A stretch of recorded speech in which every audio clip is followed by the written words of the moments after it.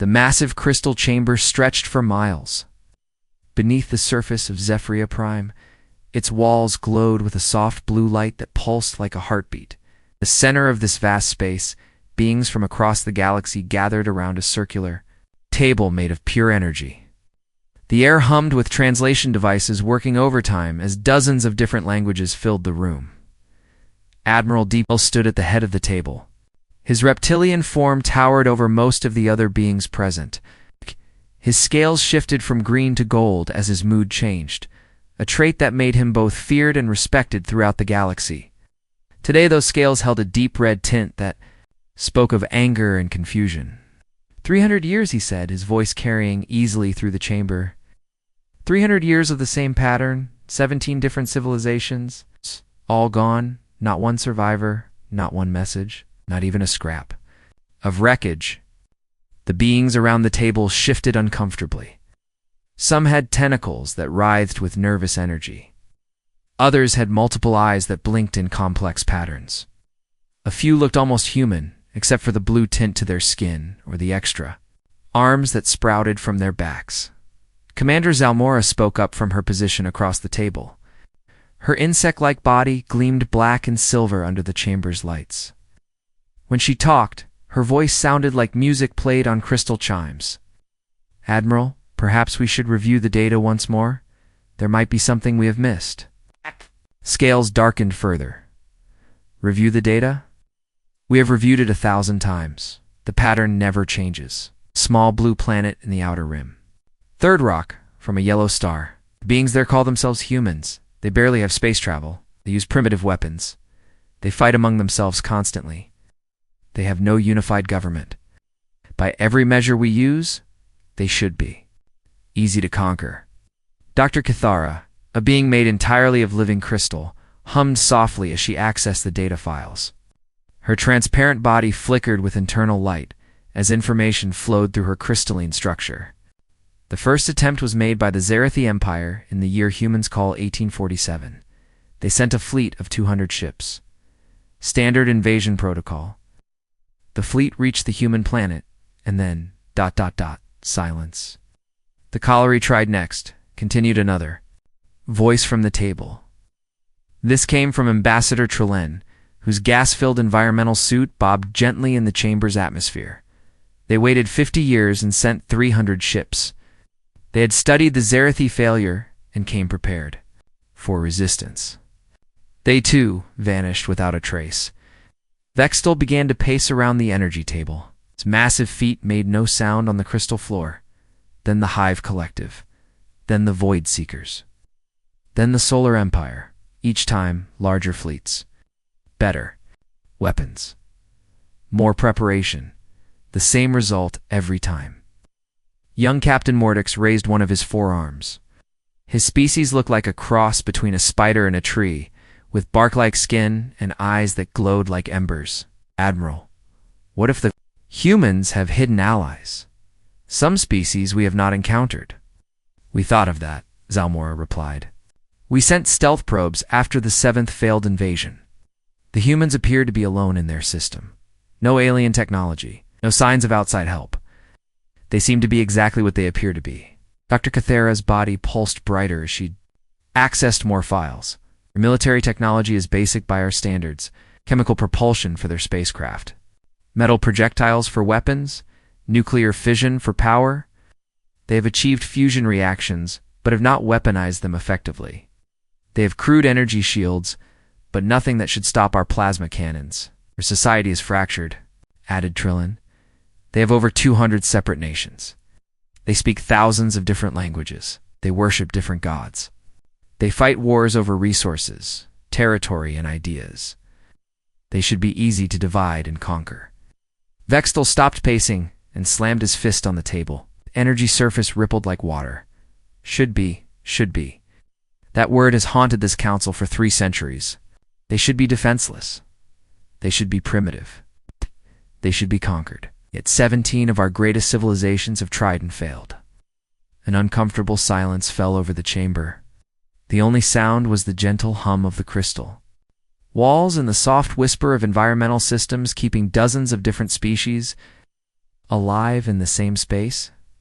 Finally, Elder Quinter spoke.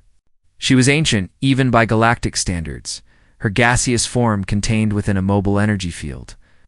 When she communicated, her thoughts appeared directly in the minds of those present. Perhaps her mental voice whispered, "We have been asking the wrong questions." "What do you mean, Elder?" asked Mordix. "Keep asking why these humans are so difficult to conquer. Maybe we should ask what happens to our people when they reach that planet. What do the humans do to them?" Dr. Cathera's crystal body went completely dark for a moment, then blazed with light. The Elder raises an interesting point. We've assumed our forces were destroyed. But what if they were not? What if they were captured, converted, changed in some way? Sfextal's scales shifted to a deep purple, the color of deep thought among his people. "You suggest the humans have some form of mind control, some weapon that turns our people against us?" "Not necessarily," Quinter's mental voice continued. "But consider this. Every species that has attempted to invade Earth has been different. Different technologies, different strategies, different weaknesses. Yet all have failed in the same way. Complete disappearance, no trace, no evidence." The chamber fell silent again as the assembled beings considered this. The implications were troubling. If the humans possessed some unknown capability that could completely eliminate entire invasion fleets, then they were far more dangerous than anyone had imagined.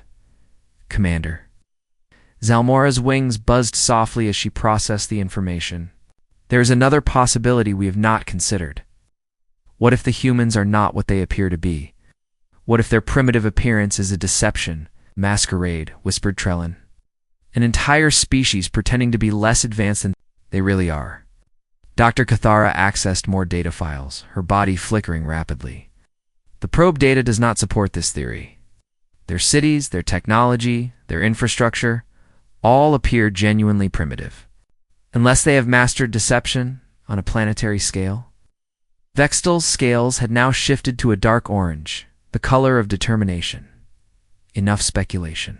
The Galactic Council has decided. We will not allow this mystery to continue. We will Assemble the largest invasion force in galactic history. 50,000 ships from 12 different species. We will bring every weapon, every strategy, every advantage we possess." The beings around the table straightened in their chairs, suits, and energy fields. This was a declaration of war on a scale not seen in centuries.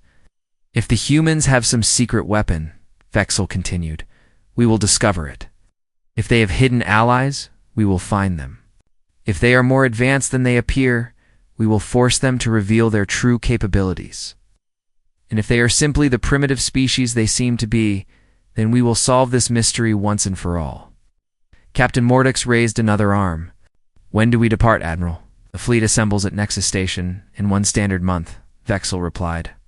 "This time, we will have answers. This time, someone will return to tell us what makes these humans so dangerous."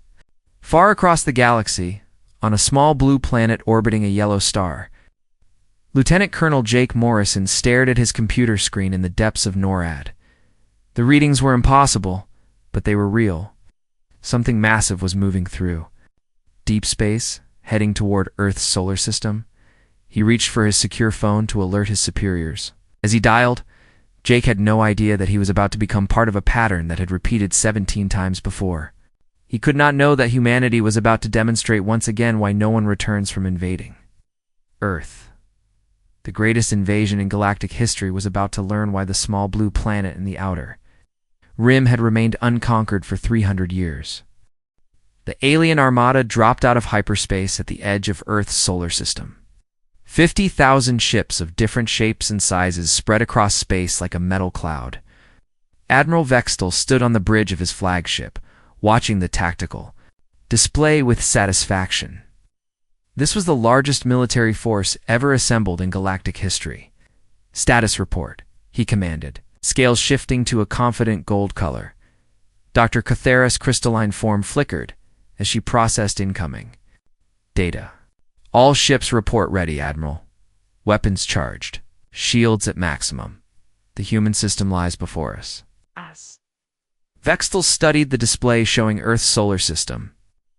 A yellow star burned at the center with 9 planets orbiting around it. The third planet from the sun glowed blue and green, covered in water and land masses. It looked peaceful, harmless.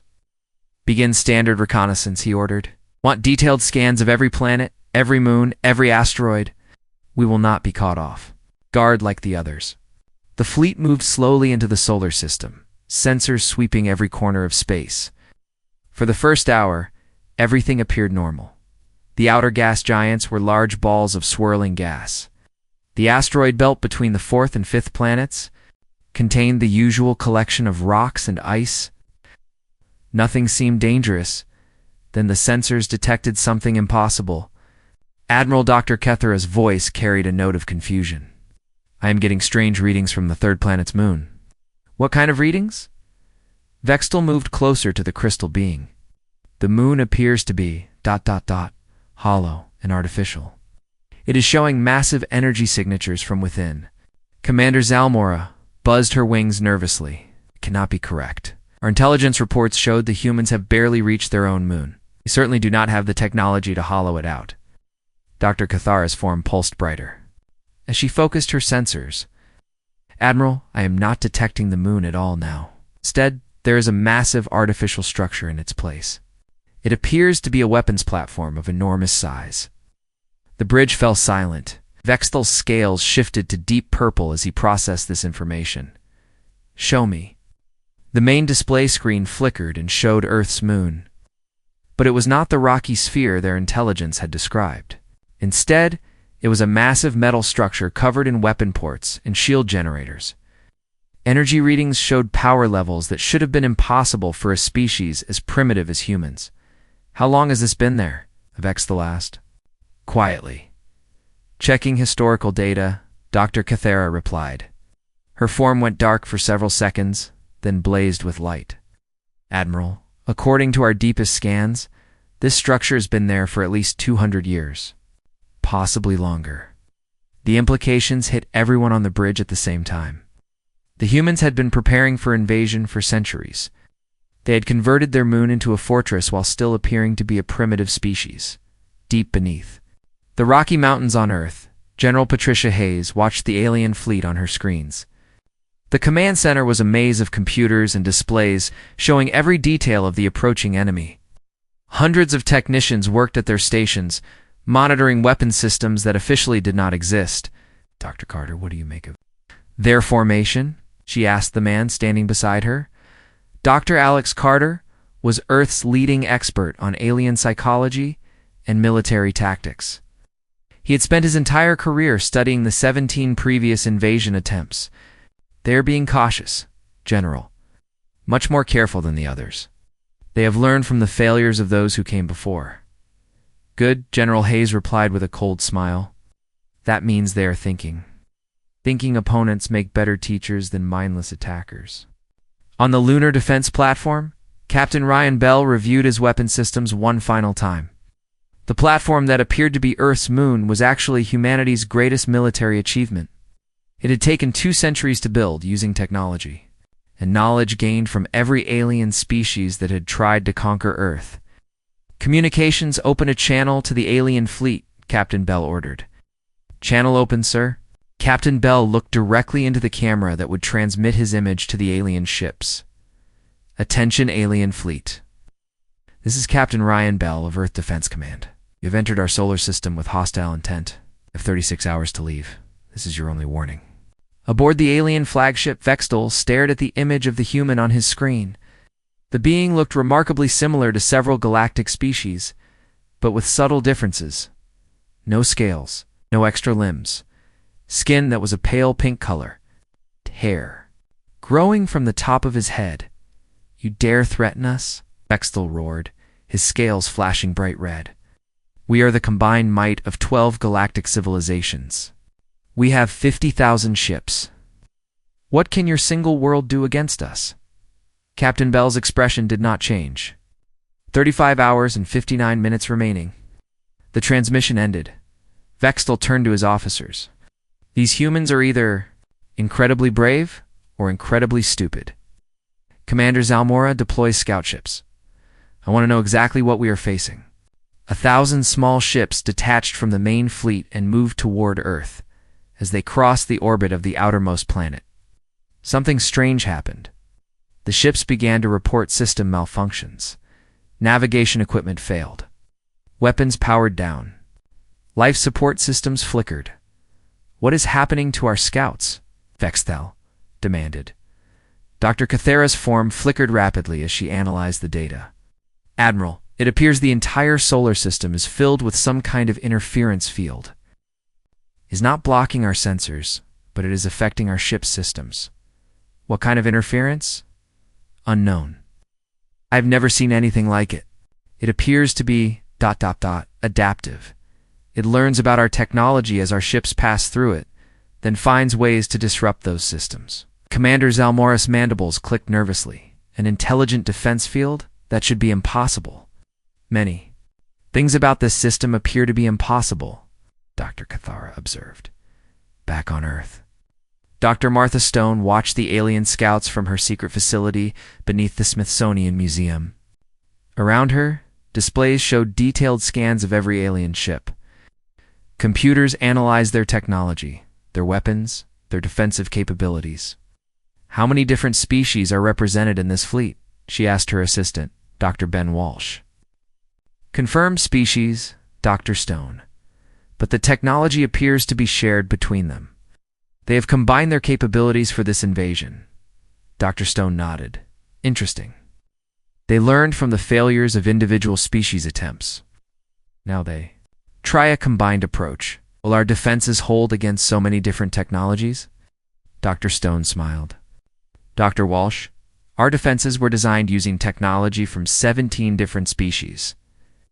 We have been preparing for exactly this kind of combined attack for over a century." The alien scout ships limped back to the main fleet, many of them barely functional. Vextal listened to the reports with growing alarm. Its most advanced ships had been reduced to flying scrap metal just by entering the human solar system. Admiral Dr. Cathara reported, "I am detecting massive structures throughout the system. The asteroid belt has been militarized. Several of the outer planet's moons appear to be artificial. Even the gas giants are showing signs of modification." "What are you saying?" "I am saying that this entire solar system has been converted into a fortress. The humans have had centuries to prepare, and they have used that time well." Vextal's scales shifted through several colors as he processed this information. Red for anger, purple for thought, black for fear. But our intelligence indicated they were primitive. "How could they have done all this?" Commander Zalmora spoke. "Quietly, Admiral, what if our intelligence was wrong? What if it has always been wrong? What if every species that came before us was given the same false information?"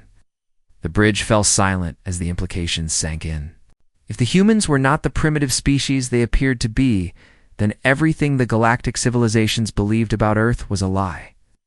"Sir," the communications officer announced, "we are receiving another transmission from the human captain." Captain Bell appeared on the screen again, his expression still calm and confident. 12 hours remaining, he said simply, then the transmission ended. Vexel stared at the empty screen. For the first time in his military career, he began to wonder if he had made a terrible mistake. The humans were not behaving like any primitive species he had ever encountered. They were not panicking.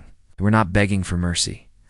They were counting down to something, and he was beginning to fear what would happen when that countdown reached 0 on Earth. General Hayes reviewed the final preparations. Every defense system was online. Every weapon was charged. Every trap was set. The aliens had brought the largest invasion force in galactic history. They had no idea that they were about to become the 18th species to learn why no one returns from invading Earth. The 36-hour deadline passed like a countdown to disaster. Admiral Vextal stood on his bridge, watching the blue planet grow larger on his screens. His scales had turned black with determination. 50,000 ships moved toward Earth. In perfect formation, all ships, prepare for orbital bombardment, he commanded. Target their major population centers. We will show these humans what happens when they threaten the galactic community. Commander Zalmora buzzed her wings nervously. "Admiral, our scouts reported strange energy readings from the planet's surface. Perhaps we should proceed with more caution. Caution, Vexthal's voice boomed across the bridge. We have given them every chance to surrender. They chose to threaten us instead. Now they will face the consequences. Dr. Cathara's crystalline form pulsed with data as she coordinated the attack. All weapons charged, Admiral. Plasma cannons ready. Particle beams at full power. This bombardment will reduce their cities to ash in minutes. Fire, Vexthal ordered. The space around Earth lit up like a festival of death. Thousands of energy beams lanced down toward the planet's surface. The weapons that had destroyed entire worlds focused their fury on the small blue planet. The aliens expected to see continents burning and oceans boiling. Instead, something impossible happened. The planet's surface began to glow. Not with fire and destruction, but with a soft blue light that grew brighter and brighter. The energy beams struck this light and simply disappeared, as if they had never existed at all. What is happening? Vexthal roared. Why are our weapons having no effect? Dr. Cathara's form flickered rapidly as she analyzed the readings. Admiral, the planet appears to have some kind of shield, but it is unlike anything in our databases. The energy from our weapons is not being blocked or reflected. It is being absorbed and redirected. Redirected where? Before Dr. Cathara could answer, the space around the alien fleet erupted in explosions. Their own weapon energy came back at them, focused and amplified. Ships that had been firing at Earth found themselves under attack by their own weapons. The lunar defense platform, Captain Ryan Bell, watched the alien bombardment with calm satisfaction. The atmospheric manipulation field is working perfectly, he reported to General Hayes on Earth. Their energy weapons are being converted and stored by our planetary defense grid. General Hayes smiled grimly from her command bunker. Excellent. Dr. Carter, how are our guests reacting to their first lesson? Dr. Alex Carter studied the alien fleet through powerful telescopes. Confusion and panic. General, they expected primitive defenses. Instead, they have encountered technology that turns their own weapons against them. Good, General Hayes replied. Let them learn that lesson well. It will prepare them for what comes next. Aboard the alien flagship, panic was indeed spreading. Officer after officer reported the same impossible readings. Their most powerful weapons were useless against Earth's defenses. Worse, those same weapons were now being used against their own fleet. How is this possible? Commander Zalmora demanded. No species in the galaxy has mastered planetary shield technology on this scale. Dr. Cathara's analysis continued to produce disturbing results. Commander, I am detecting that the entire planet's atmosphere has been modified. The humans have somehow turned their air itself into a weapon system. Every molecule in their atmosphere is part of a massive energy collection and redirection network. Captain Mordix raised one of his forearms. But that would require understanding atmospheric science beyond anything we possess. The humans would need to control every aspect of their planet's weather, magnetic fields, and chemical composition. That is exactly what they appear to have done. Dr. Cathara replied quietly. Deep beneath the Smithsonian Museum, Dr. Martha Stone watched the battle with professional interest. Around her, walls covered with alien artifacts and weapons told the story of 2 centuries of human preparation. Dr. Walsh, she called to her assistant, bring up the atmospheric modification. Records from 1863. Ben Walsh typed commands into his computer. The Zephyrian gas attack records, Dr. Stone. Exactly. The Zephyrians tried to poison our atmosphere during what our history books call the Civil War period. They thought a divided human civilization would be easy to conquer with chemical weapons. Did we learn from them? Dr. Stone pointed to a display showing Earth's current atmospheric composition. We learned how to control atmospheric chemistry on a planetary scale. The Zephyrians taught us that our air could be weaponized. We spent the next 160 years perfecting that lesson. The battle above Earth continued as the alien fleet tried everything in their arsenal: kinetic weapons, energy beams, missile barrages, even gravitational disruptors. Nothing worked. Every attack was absorbed, redirected, or simply neutralized by Earth's impossible defenses. Admiral Dr. Cathara reported with growing fear in her crystalline voice. I am detecting launching signatures from the lunar platform. The humans are deploying fighter craft. On the main display, small ships began emerging from hidden bays in the moon fortress. But these were not the primitive chemical rockets the alien intelligence had described. These ships moved with impossible grace, seeming to bend space around themselves as they flew. Colonel Lisa Park led the first squadron of human fighters into battle. Her ship looked like a work of art rather than a weapon of war. Its hull seemed to shift and flow like liquid metal, and it left no trail as it moved through space. "All squadrons, this is Tiger Leader," she broadcast to her pilots. "Remember your training. These aliens represent 12 different species with 12 different fighting styles. We have studied them all. Use that knowledge." Her fighter suddenly accelerated beyond anything the aliens thought possible. It appeared in 3 different places at once, confusing their targeting systems. When it fired, its weapons used technology the aliens recognized, but could not understand how humans had acquired it, Captain. Amy Rodriguez piloted the second ship in the formation. Her fighter seemed to phase in and out of normal space, appearing behind alien ships that thought they were safely positioned. When she attacked, she used tactics that combined zeroth temporal manipulation with human creativity. The alien pilots found themselves facing an enemy that fought like nothing they had ever encountered. The human ships used colliery biotechnology for self-repair, Hive collective coordination for group tactics, and Zephyrian energy systems for power.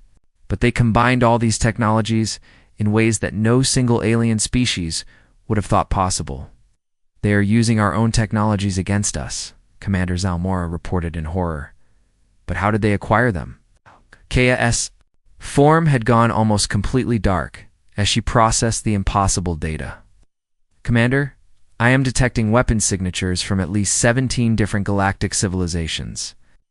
The humans somehow possess technology from every species that has attempted to invade their world."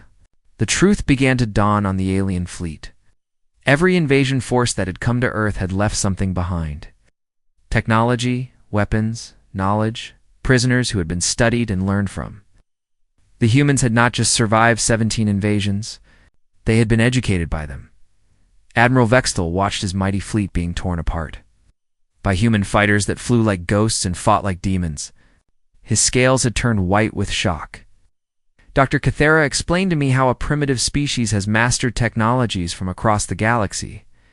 "I believe," Dr. Cathera replied slowly, "that we have made the same mistake as the 17 civilizations before us.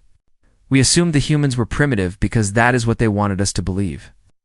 You are saying they have been deceiving the entire galaxy." "Not deceiving, Admiral. Learning. Every species that has come to conquer Earth has instead become their teacher. They study their enemies, master their technologies, and add that knowledge to their own capabilities." The alien fleet found itself caught in a trap that had been 2 centuries in the making. They had brought advanced weapons to fight primitives, only to discover that these primitives had been collecting advanced weapons for longer than most. Galactic civilizations had existed. On Earth, General Hayes authorized the next phase of the defense. Hidden installations across the planet began to power up. Each one contained technology reverse-engineered from a different alien species. The Martian orbital platforms came online, revealing that humanity had been building defenses throughout their solar system for decades. The asteroid belt came alive with hidden weapons and sensor arrays. Jupiter's moons revealed themselves too, be forward military bases. Even the outer planets had been converted into strategic assets, their positions calculated to provide maximum advantage in exactly this kind of battle. Admiral Ixthiel realized with growing horror that his fleet had not entered a battle. They had walked into a classroom where humanity had been studying galactic warfare for 200 years. Every ship, every weapon, every tactic his fleet used only provided more data for human scientists to analyze and counter. The greatest invasion in galactic history was about to become the 18th lesson in Earth's continuing education in how to defend itself against anyone who dared to attack the small blue planet in the outer. The battle raged for 3 days without stopping. Admiral Vextel had lost count of how many ships he had watched explode or simply disappear into the dark of space. His magnificent fleet of 50,000 vessels was being torn apart, piece by piece, by an enemy that seemed to know their every move before they made it. "Status report," he demanded. Scales now a sickly gray color that spoke of deep exhaustion and growing fear. Commander Zalmora consulted her tactical displays with trembling mandibles. "We have lost over 15,000 ships, Admiral. Humans have not lost a single vessel. Our weapons continue to be ineffective against their defenses, while their fighters destroy our ships at will." Dr. Cathara's crystalline form flickered weakly. She had been analyzing human tactics non-stop for days, and the strain was showing. "Admiral, I have made a disturbing discovery. The humans are not just fighting us. They are studying us. Every attack we make, every formation we use, every weapon we fire is being recorded and analyzed by their scientists." "What do you mean?" "I mean, we are not in a battle, Admiral. We are in a laboratory. The humans are treating our invasion as a learning experience." Before Vextel could respond, alarms began sounding throughout the ship. "Admiral," called the sensor officer, "we are detecting massive energy signatures from the inner planets. Something is powering up near Mars." On the main display, the red planet Mars began to glow with the same blue light that protected Earth. But this glow was different, brighter, more focused. As they watched, sections of the planet's surface opened like giant doors, revealing weapons platforms that dwarfed anything in the alien fleet. Lieutenant Commander Steve Walsh honored the Mars defense systems from his hidden base inside Saturn's rings. The base looked like nothing more than another chunk of ice and rock. But inside it contained technology that made the alien ships look like children's toys. "Mars base. This is Saturn Command," he broadcast on secured channels. "All Martian platforms are green for operation. Begin Phase 4 of the defense protocol." From Mars, weapons began firing that the aliens had never seen before. Beams of pure energy that could cut through their strongest shields like paper. Gravity weapons that crushed ships by changing the force of space itself around them. Time distortion fields that slowed alien ships to a crawl while human fighters moved at normal speed around them. "How is this possible?" Vextel screamed at his officers. "Mars is supposed to be a dead planet. Our probes detected no life, no technology, no civilizations." Dr. Cathara's analysis painted an even more disturbing picture. "Admiral, I am detecting similar installations throughout this solar system. The humans have converted every planet, every moon, every asteroid into part of their defense network. This entire star system is one massive fortress."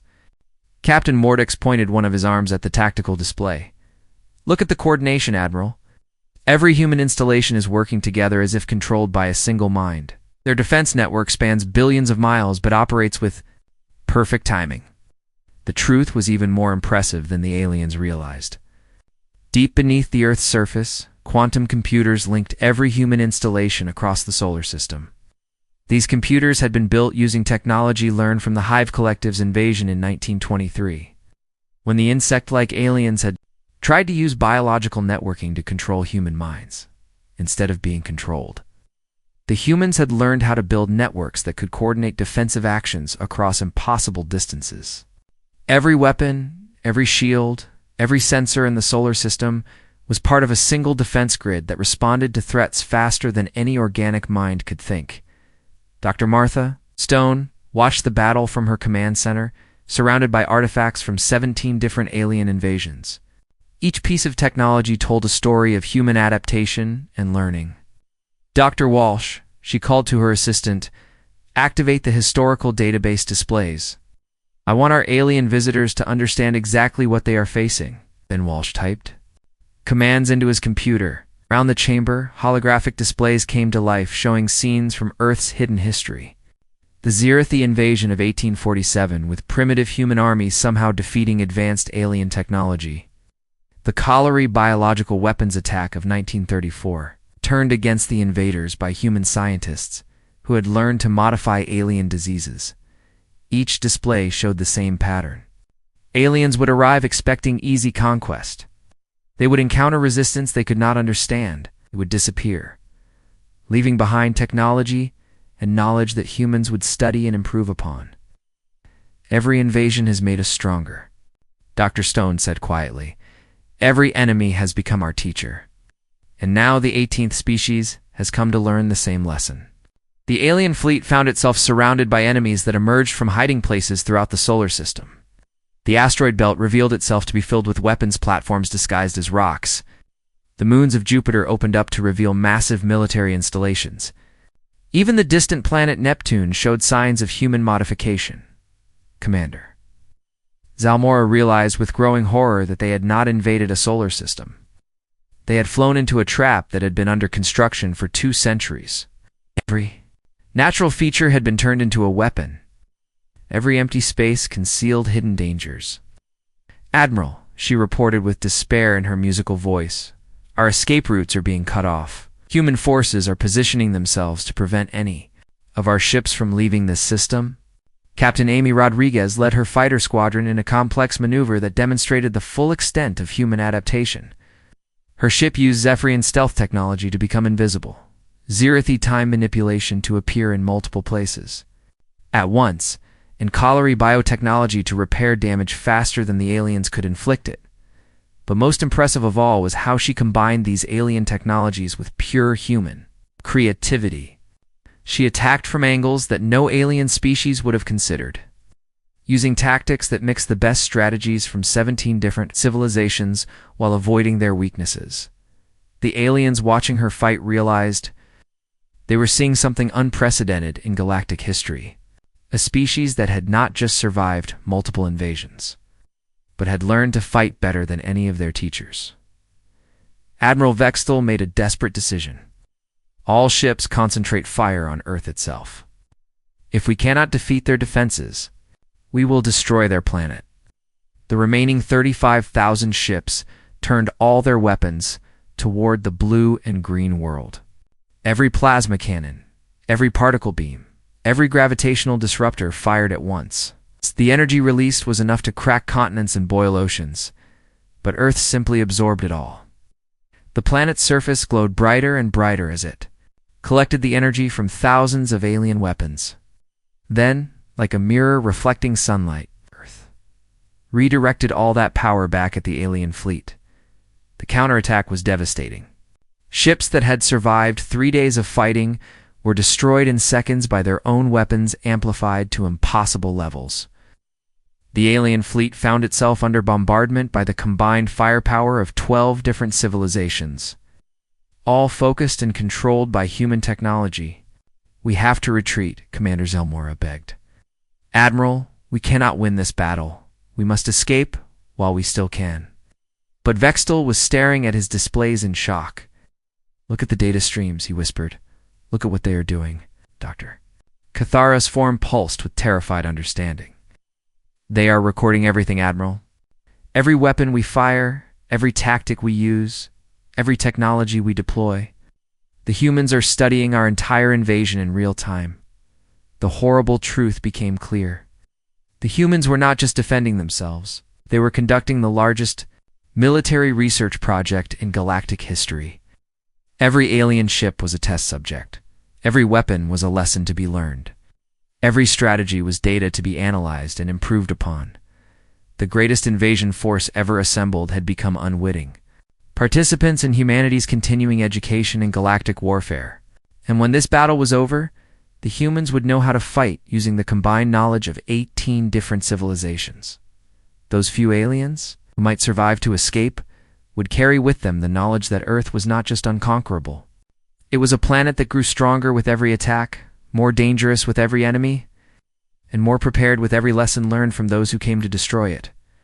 The trap that had taken 2 centuries to build was finally springing shut. The aliens were beginning to understand why no one had ever returned from invading the small blue planet in the Outer Rim.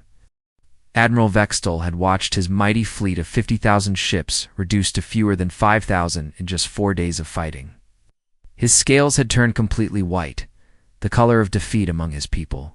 Around him, his bridge crew worked frantically to coordinate what remained of the greatest invasion force in galactic history. Admiral Commander Zalmora reported with exhaustion in her musical voice. Our remaining ships are requesting permission to retreat. They cannot maintain formation much longer." "No," Vexel said quietly, his voice filled with grim determination. "We came here to solve the mystery of why no one returns from Earth. We cannot leave without answers." Dr. Cathara's crystalline form flickered weakly. "Admiral, perhaps the answer is obvious now. No one returns because no one survives." "Then we will be the first to break that pattern," Vexel declared. "All ships, prepare for final assault. We will throw everything we have left at Earth's surface. If we are going to die here, we will at least force these humans to reveal their true capabilities." The remaining alien ships formed into a desperate attack formation. Every weapon was charged to maximum power. Every shield was reinforced. This would be their last chance to accomplish something before the humans finished destroying them on Earth. General Patricia Hayes watched the alien preparations from her command center deep beneath the Rocky Mountains. "They are going to make one final push," she observed calmly. "Dr. Carter, what does your analysis suggest about their mental state?" Dr. Alex Carter studied the alien fleet movements on his displays. "They are desperate, General, but also determined. They want to understand what they are facing before they die." "In a way, I respect that, as do I," General Hayes replied. "Very well. They want to see our true capabilities. Let us show them. Dr. Stone, initiate the integration protocol." Far beneath the Smithsonian Museum, Dr. Martha Stone placed her hand on a control panel that had taken 2 centuries to build. "Integration protocol initiated," she announced.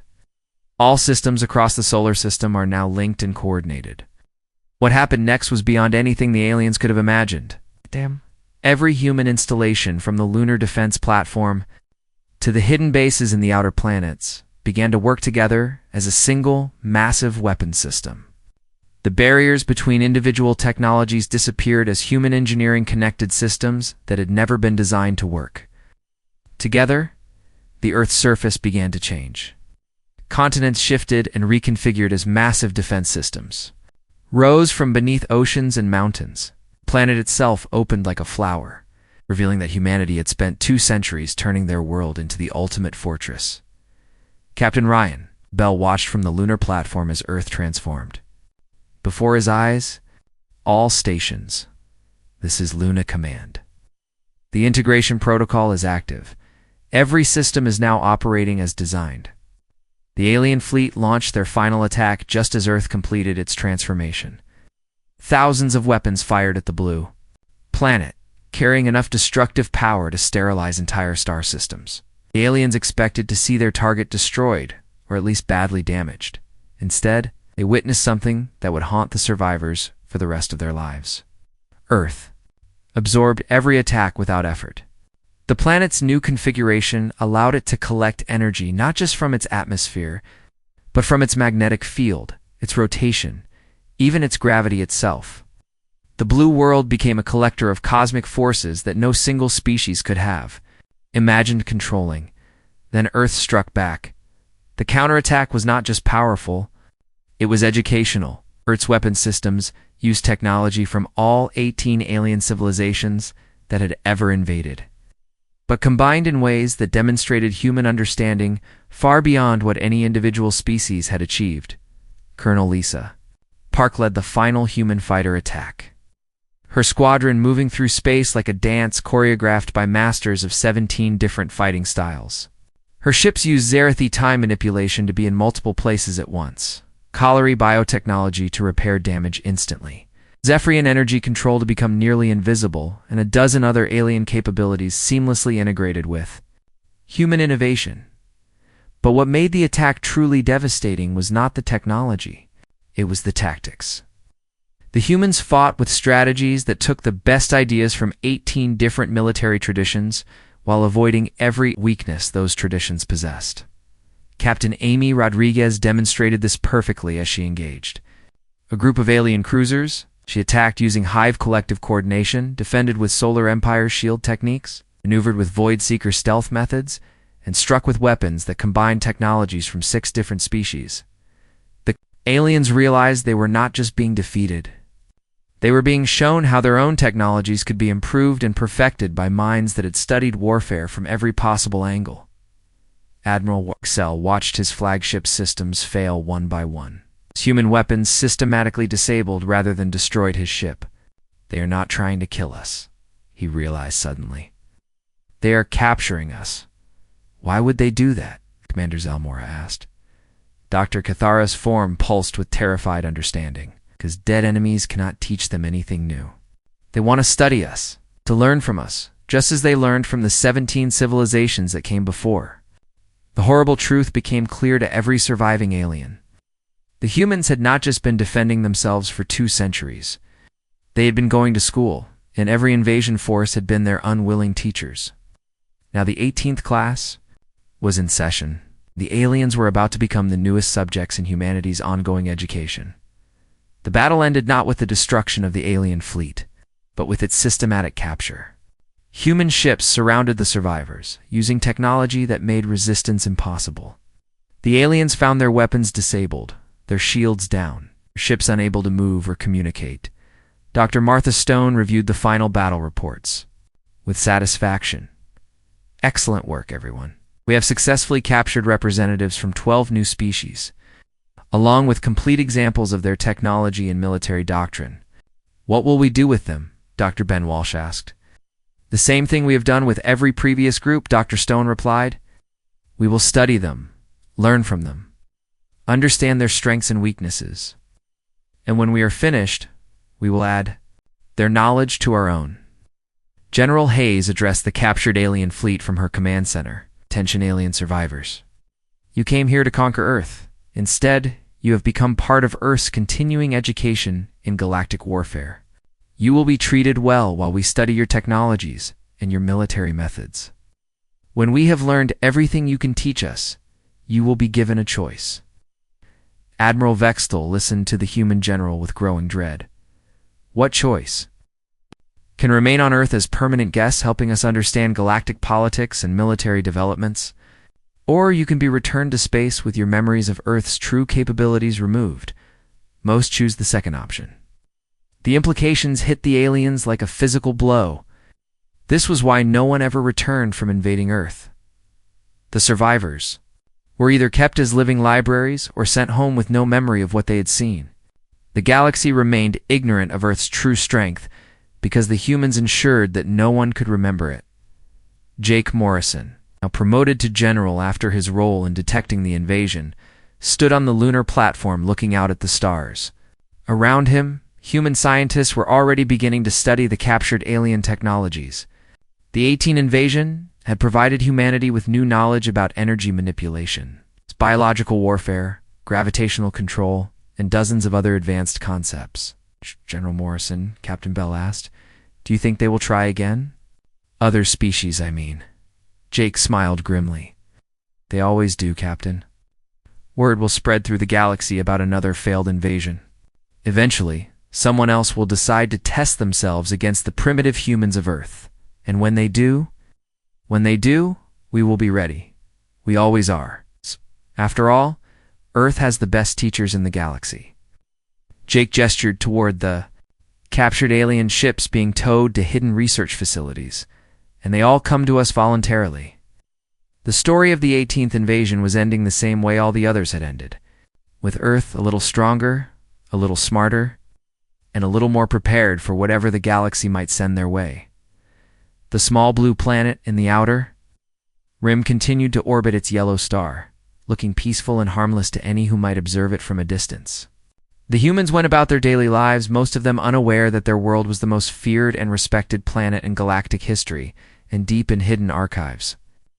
Dr. Martha Stone added another entry to her records. 18 invasions attempted. 18 invasions defeated. 18 lessons learned. Earth's education in galactic warfare continued, one unwilling teacher at a time.